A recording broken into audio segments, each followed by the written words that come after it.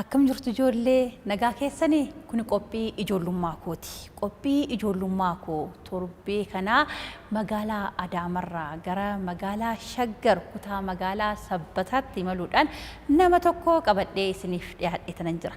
Egaa keessummaan qophii ijoollummaa koo guyyaa har'aa eenyu jechuun keessaniin oolu mitiire? Eeyyee ijoollee keessummaan qophii ijoollummaa koo guyyaa har'aa isaanumti kan isin waliin wal barantaa isin garuu hanga xumura qophii keenyatti eessayyuu akka hin deemne nu waliin turaan.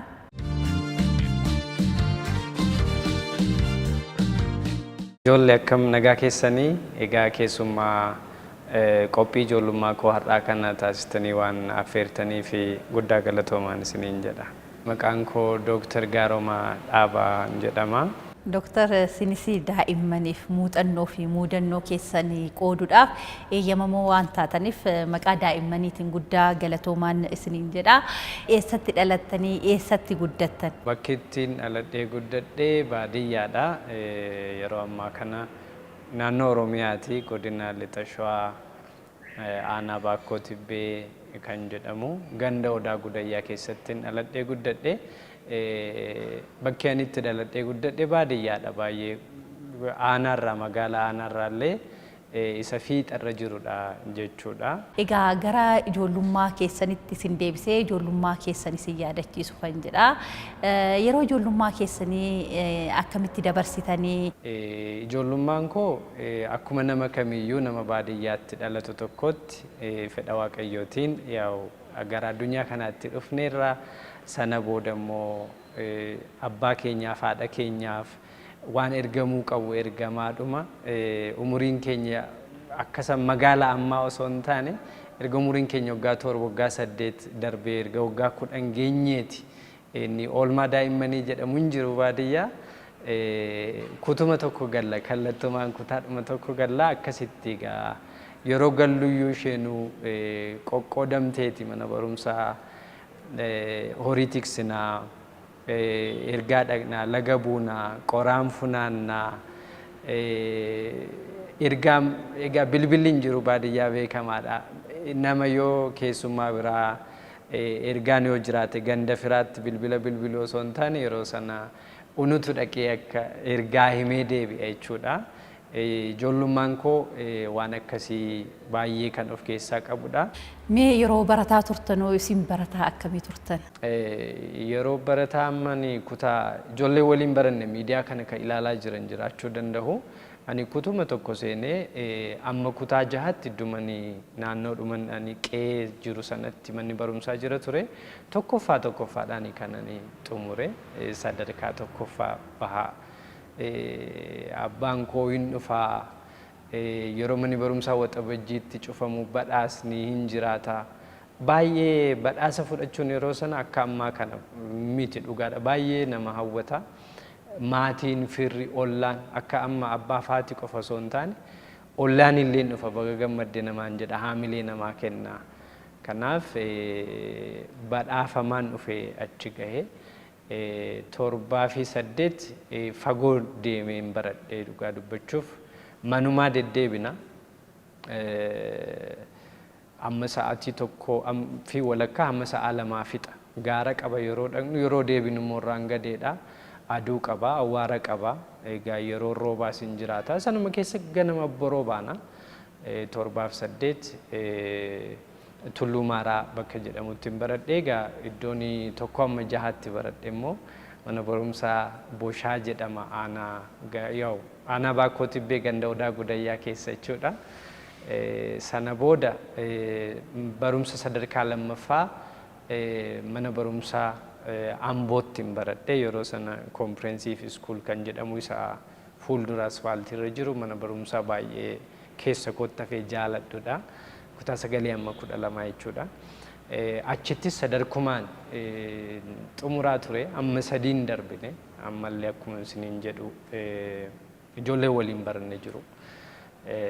Sana booda qormaata biyyoolessaa maatirikii qoramne qabxiin naa dhufee yuunivarsiitii Maqalee seene jechuudha kallattumaan. Digrii jalqabaa keessan gosa barumsa kamii qo'attan?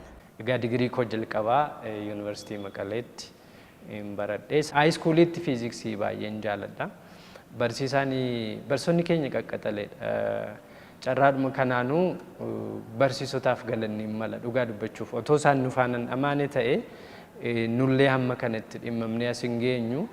Ani akkam fiiziksii jaaladhu kan na godhe barsiisaa fiiziksii haayiskuuliitti na barsiisaa Addaamuu Sooressaa jedhamu. Achiin yeroo yuunivarsiitii Maqalee seenu filannoo 13 jira ture. Fiiziksiin filannoo koo lammaffaa ture. Isatu na qaqqabe jechuudha. Gosa barnoota fiiziksiiti. Achii egaa yuunivarsiitii Haramayaatti digirii lammaffaa, PhD digirii sadaffaa koo yuunivarsiitii Finfinnee irraa fudhadhe jechuudha. Yeroo ammaa kana maal irratti argamtu ture? Yeroo ammaa kana akkuma nama kaasuudhaaf yaale yuunivarsiitii naannoo Oromiyaatti barsiisaa fiiziksii fi qorataadha. Waraqaawwanii sadarkaa idil addunyaatti maxxananii beekamtii qaban ana qofa osoo hin ta'in namoonni akka koo PhD qaban maastersiis qaban waraqaawwan akkasii ni qabu. Gumaacheera jechuu nan danda'a. Sana qofa osoo hin taane hirmaannaadhuma hawaasummaa keessatti illee magaalummaan keessa jiraadhu sabbata fakkeenyaaf qorannoo gaggeessineerra hooggantoota magaalaa sabbataa fi ogeessota waliin taane rakkoowwan garaagaraa magaala keessa jiran furamuu kan qaban daandii ta'uu danda'a, rakkoo dinagdee hawaasaa ta'uu danda'a, hojmaata kenna tajaajilaa jennee ofii keenyaa boocnee qorannoo hojjennee qorannoon sun dhugaa dubbachuuf hamma shaggaritti illee fudhatama argateera jechuudha. Qorannoo sana warra irra jireessaan gaggeessaa turan keessaa tokko ana. Kan biraan sadarkaa naannoo Oromiyaatti kilaastera magaalaa Oromiyaan jedhamuun jira. Sadarkaa sanatti illee guutuu Oromiyaatti rakkoolee magaalonni Oromiyaa qaban gama dinagdeetiin, gama daandiitiin, gama kenna tajaajila akkuma amma jennee sassabatatti hojjenne sana amma sadarkaa sanatti illee ol kaasne hooggansootii gurguddaan kallattii kennanii hojjennee hojii baay'ee bu'aa qabeessa ta'e amanamaa ta'e dhiyeessine. Egaa koridariin kunuu sana keessaa tokko jedheen amanaanii yeroo sana wantoota yaada nuti rikomendeeshinii nuti kennine keessa fa'aa ture waan ta'eef kana gumaachaan ture jechuudha. Waraqaawwan kun gurguddoo ture. Ijoollee ga'anii akkuma dura isinitti himee baadiyyaa keessatti dhaladhee isin amma garuu yeroo nani amma umurii amma keessanii ga'an televezyiinii argee hin beeku daa'imman ijoollee. Garuu isin amma televezyiinii ilaalaa jirtu, bilbila fayyadamaa jirtu, yeroo warri keessan obbolaawwan keessan hangafaa fayyadaman argaa jirtu. Kitaabni illee akkaataa isinitti barbaaddanitti isinii bitamaa ni argattu. Suurri yeroo ani baradhu barattoota toon isinitti himee kitaabni ani irraa fayyadamaa ture kutaa tokko kutaa lama fa'aa yeroo baradhu silaa keejiin baranne isiniin jedheeraa yeroo ankoo hin jiru sagantaan carraan suni halluu gurraachaan diimaa fa'aa halluu babbareedaa cuquliisa fa'aa keelloo fa'aa waan nama hawwatu hin qabu. Ammas hin garuu kana qabdu barattoota.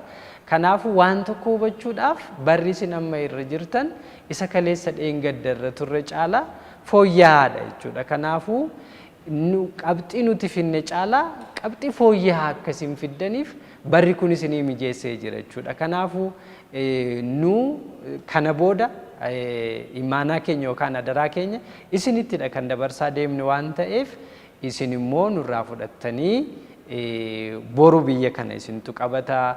Amma fakkeenyaaf ani barsiisaa fiiziksiiti isiniin jedheera. Boru namni fiiziksii barsiisu isin keessaati kan dhufu waan ta'eef akkaataa haala mijataa amma jiru kana akkasiin fayyadamtanii yeroo keessan karoorfattanii hojiirra akkasiin oolchitan ergaa isinii dabarsuun barbaada. Isin nama gurguddaawwan iyyuu caalaa, dargaggoota iyyuu caalaa, ijoolleen daa'imman amma jirtan teknooloojiitti baay'ee dhiyoodha. Garuu yeroo teknooloojii fayyadamnu of eeggannoodhaan fayyadamuun baay'ee barbaachisaadha. Daa'imman egaa ergaan isiniif qabu jabaadhaa baradhaa. waan barbaadan ta'uu dandeessu yeroo keessan fayyadama. Egaa moobaayilii tuttuqxanii maaliif kana jedha daa'immanii moobaayilii barbaadu manumaallee waan nan argu tokko irraa amma daa'ima xiqqoo nan qabaani moobaayilii baay'ee barbaaddi daa'imni koo suni. Egaa hin fayyadu maatiin murteessee fi to'annoo maatiitiin ta'uu qaba yaada jedhuun isinii dabarsuu barbaada.